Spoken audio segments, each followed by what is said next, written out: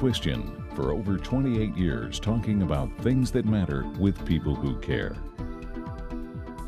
Production of McQuestion is made possible in part by individual viewers, supporters of the Foundation for Responsible Television, the Hatton W. Sumners Foundation, helping to educate the public about the fundamental principles of their democracy and thus be in a position to help formulate public policy.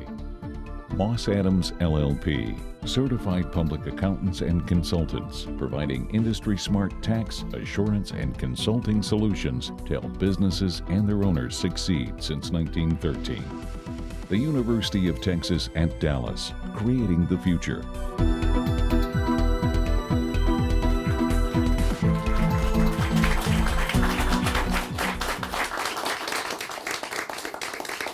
You know, President Trump famously called the news media the enemy of the American people. Now, was that fake news or just his opinion? And what, by the way, is your opinion?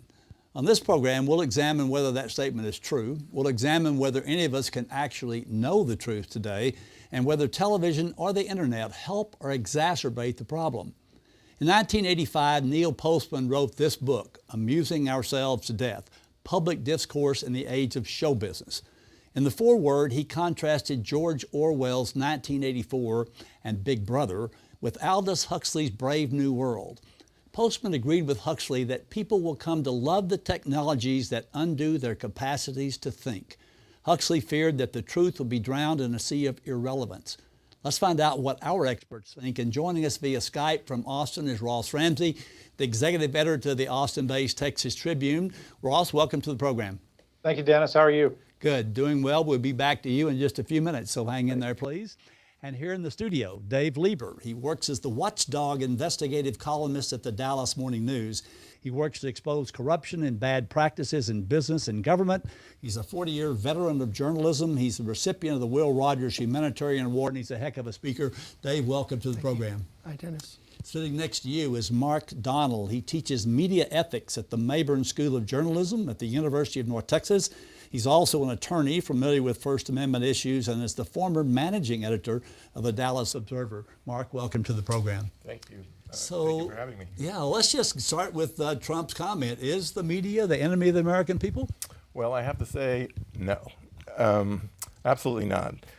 If anything, it's just the opposite. The media is the American people. We are the eyes and ears of the American people. We go places that the American public can't go because they don't have the time or the inclination. We're in school board meetings, and we are in city council meetings, and we are in the halls of the legislature.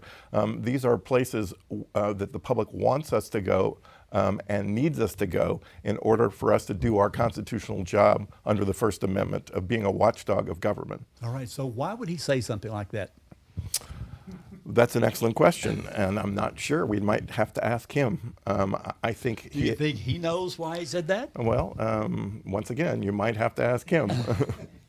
You have to admit, though, that the media, unlike many presidential candidates and many presidents early on in their term, that the media has been all over him for a lot of different things. Is it just because he says so many outrageous things, or is it because the media is in fact biased against someone with his views? Well, you know, the media is always going to be the whipping boy of politicians. It doesn't matter who's in power. The people who are in power are the ones who get the scrutiny. They're the ones who are necessarily put under the microscope, and it's his turn. So I feel that it's definitely an opportunity for us to sort of rise to the occasion, for us to do excellent journalism, for us to do ethical journalism, which is what I teach my students. Yeah, ethical journalism is not an oxymoron. Is that true? I certainly don't think so. Okay. Otherwise, I would have nothing to teach my students. But how do you explain how the news media would run stories by John Podesta and the Clinton administration and the Obama administration to make sure that they got the stories right because they agreed with their philosophy? And I doubt anybody does that in the Trump administration. How do you explain that? I don't explain it in terms of condoning it. But there are situations where people don't act with integrity, and that may be one of them. All right. Now, you mentioned watchdog. This is the ultimate watchdog Absolutely. here. So Dave, do you think that the media is an enemy of the American people? No, but I can see how people could think that because we just had the worst year that we've had in generations.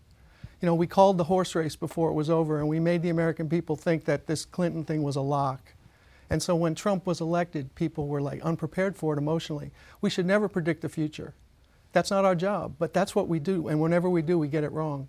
We always get it wrong in presidential elections too. And you never learn your lesson. It seems like they keep repeating the same errors over and over. Dewey wins in 1948. Was that, at least it Right. didn't, I don't think the New York Times actually said that, even though they thought that, right? Well, the problem is the polling. You don't want to believe the polls anymore because people apparently don't tell pollsters the truth. Trump has an undercount in polls, probably at 5%. So if his approval rating's 40%, it's probably 45. And so when you report the poll numbers and you just treat them like they're gospel, you're not serving anybody well. But and that gets to the heart of this whole program, Dave. I mean, people read your column. At least I read it all the time. The people who still read the newspaper, which is fewer and fewer, unfortunately. You're trying to tell them what you have done through your investigation, and whether it's phone companies whose names we won't mention, or government agencies that don't do the job, et cetera. How are we supposed to know this? How are we supposed to even believe you? Because you've taken positions, as you know, that I disagree with, which means you're wrong about those. So Yeah. let's Well, just keep that in mind, all right? Well, I've also So- written about you, and you never complained about the accuracy of it. Well, so- that's true. That's true. That's because you and I have talked about it ahead of time, and we both agree on the facts. Okay. But you and I are a little bit different. The three of us and the four of us with Ross are a little bit different, is that we are sort of taught, if you will, to think things through in a different way. And yet people get their news from other sources these days. How are they supposed to know what the facts are, and much less what the truth is, Dave? I just think you have to be a really smart consumer, and you have to read different sources, and you have to ask questions, and you have to look things up. You can't accept spoon-fed anymore, just what one media source tells you. So you have to be smarter, and unfortunately we're going in the other direction. We're not getting smarter. We seem to be getting dumber as a people, And that's my concern. Now, Ross, I assume you're probably going to answer this question the same way. Is the news media an enemy of the people? So tell us your thoughts about this, and sort of give us your perspective from the Texas Tribune's perspective. Well, I think part of the issue here is that journalists are trained to be skeptical. There's an old saying that I love: if your mother says she loves you, check it out. You're supposed to, say yes, mom, and kiss her on the cheek, and you're also supposed to say, is that true? And, if you're running around being skeptical of everything, the people of whom you're being skeptical are not going to like it very much. We've all seen those pictures of Barack Obama out on his surfboard or whatever since he's been president, and he always has a big smile on his face. I think part of it is because he doesn't have to deal with us anymore. I think the real issue here for people who become public officials and for people who come into the public light is that they get a level of scrutiny that they haven't necessarily faced before. Nobody really likes that. And I think that's probably why President Trump has reacted to this the way he has reacted. To the other question that you were asking, I think there was a time not long ago when people like us were trained to be skeptical on behalf of our readers and to present them with, most of the information that they would get. There's an old line about, you see 100 things, you put 10 things in the paper, the other 90 don't make it. Now with the internet, we've got a different situation where everybody sees all 100 things, and they haven't been trained in those skills and disciplines of skepticism. And so they're learning how to build their own information diet in a way that they haven't had to before.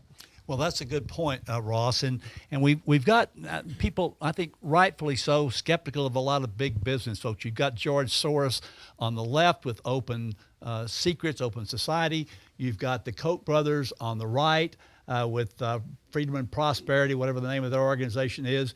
And so people are skeptical sometimes of, let's just say, multinational companies and or big business. And they expect journalists not to be on the side of one of those groups, but to be skeptical of them too. Isn't that right, Ross? Well, I think that's right. And I think, the part of the deal here is that everybody is biased. Journalists are just as biased as everybody else. Part of the training is to see past your bias and look at the other side and see, what they've got that's true, what they've got that's not true, and to, kind of scrutinize everything you look at and be skeptical about it. Good journalists do that very well, and, a good journalist probably has a bias, but it's not something that's on display all the time.